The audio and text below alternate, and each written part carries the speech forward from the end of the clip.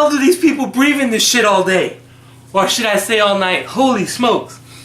Anyway, as I try to come back from freaking dying and stealing Rick Moranis' joke from Spaceballs, today we got another review, and we're doing the horror flick / home invasion movie to come out in March of this year, called The Strangers, Night of Prey.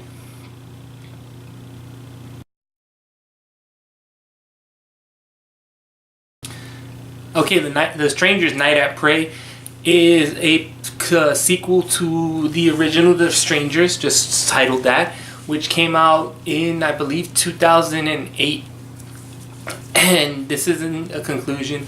What is we have a story where a family is gonna go to stay in a trailer to park for a little while because they're having financial issues because their eldest daughter, or the youngest daughter, their only daughter, is going to get sent to boarding school because she is having difficulties in school and in life and is just pretty much being a brat.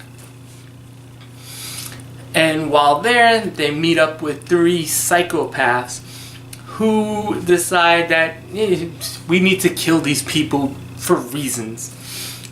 That's all the movies. That's the whole story of the movie. And it's not boring. It's too short to be boring, but it is a stupid movie in every sense of the word. Listen, you can do a movie like this and be good. This isn't one of them. One of the issues with the movie is there are no characters. I always said there's nothing wrong with having archetypes if they're done well. This movie's not. There's 2 movies this reminded me of, or at least at the beginning. And then by the end it definitely reminded me of another movie. So basically you have this daughter who is named Henderson, played by Bailee Madison, who is your stereotypical bad teenager who is going to get sent to boarding school. Her parents are sending her there because they've apparently run out of options. And she's, of course, angry. And how do we know she's stereotypical? A bad girl? Just look at her bedroom. Her bedroom she's a very goth chick. She has black and white pictures on her wall.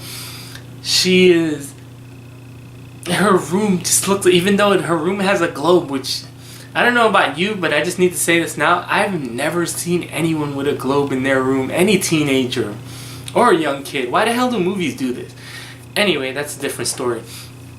And then of course, you know, she's goth because on her shirt she's wearing a Ramones t-shirt, because when I think goth I think of the Ramones, or I think Cheap Call Out. And she's an unlikable character. She is whiny. She's complaining that she's getting sent to boarding school even though it's all her fault. Maybe you shouldn't have acted up or do it. That's another problem. They never explain to you what she did. They just said, oh, you had bad grades and you've been acting up. Well, the only thing she did in this movie was be annoying and boring. The parents were as bland as can be. They were just there to be, you're the mom, you're the dad. There's a brother character in the movie who, once again, his name is Luke. And his job in the movie is to, you're the brother. That's it. You can tell a movie's doing really well when the family has no last name. None.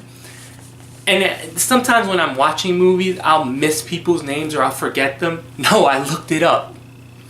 No one had a last name, so it's the family unknown. Great. Where does it take place? Unknown, we're never told. Maybe they're in parts unknown. Shit, we could have saw The Undertaker. Wait, if they were in parts unknown,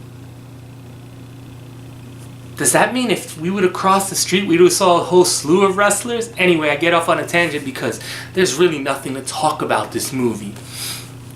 The killers apparently have psychic power, not only psychic powers, teleportation powers, because they just show up anywhere and everywhere the good guys are without any logic, without anything telling you how they got there. How did they guess it? It's not like this is, if this would have been a home invasion movie, I can understand it. They're in a trailer park with presumably at least 47 trailers. We know that because the trailer that they stay in is number 47. But they just magically appear every and anywhere. There's also a movie where you can't help but, and I know because the screening I saw it, people were yelling at the screen because people would do stupid things. People would forget weapons. They won't use weapons. For what reason?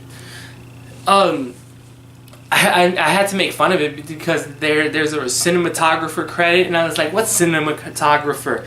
Literally, all you have to do for this movie is point and say, press film. That's it. Press record. This movie isn't even so bad, it's good. That's how disappointing this movie, not even disappointing because I didn't see much into it. None of the trailers made me excited for this movie. There was like maybe one cool thing about it, and that was shown in the trailers, and even that wasn't that good. The characters were awful. There were 3 bad guys who showed up anywhere and anywhere they pleased. I could forgive the families being so bland and cookie cutter if there was anything to them, or if there was anything to the bad guys. But literally there's one scene where one of the bad guys unmasks and is like, why are you doing this? And they go, because we can. Once again, that's perfectly fine, but you have to have someone interesting to move this movie along. And there wasn't. Half the time you're looking at the screen going, I don't care, I want you dead anyway. At the beginning, it kind of reminded me of Happy Death Day with Tree's character, but at least Tree's character had an arc, and she made you like her. There was nothing Kinnison did in this movie that made me like her. Everything she did, she had no arc. Matter of fact, there was no arc. She starts in one place, ends in one place. The bad guys were, by the end of the movie, they became the main bad guy, who is called Man in the Mask. Oh, let's go to these original names, which are never said in the movie. I had to look them up. The guy was Man in the Mask. The other 2 girls are called Dollface and Pinup Girl. Fucking original. Just like this movie. Well, throw a U and an N in front of that word, and then you got this movie. The Man in the Mask, by the end of the movie, becomes fucking Jason Voorhees. That's how bad this movie is and how it doesn't make any sense. Once again, I can forgive, when we're watching a movie, you have to suspend disbelief in certain ways. But it was 100%, without a shadow of a doubt. All of a sudden, things would happen. And it was like, how did that person get there? I know how that one, but the villains just became supernatural. And it just became just too stupid. But I will say this, the supernatural part helped the movie because this is barely an hour and a half. This is barely an hour and a half, even with credits. I think we were out of there in an hour and 20 minutes. The only good thing I like about it, there's a scene in a pool, and that was okay. But that's about it. This movie is a complete waste of your time, my time, everyone else's time. I kind of wish Jeff was here, that way he can suffer through this movie. But then again, we might have to suffer through some horror movies later this year. So I'll give him a pass for now. If I had to grade this movie, I give it a 2. There's nothing to it. I wouldn't watch it again. I wouldn't even put this on as background noise. Completely unoriginal. Nothing going on. The only good thing about it is it's too short to be boring. And you actually might laugh because the characters make some dumbass choices in it. Other than that, skip it. If you've seen The Strangers Pray at Night, let me know if you disagree, or even if you do agree, let me know. because this movie's a bad one. If you like this video, throw up a like, subscribe. Let me know what movies you're going to be seeing this weekend, as I believe we have at least 2 or 3 movies going on this weekend. Until then, enjoy your trip to the movies, and hopefully my next one will be better than this one. Bye.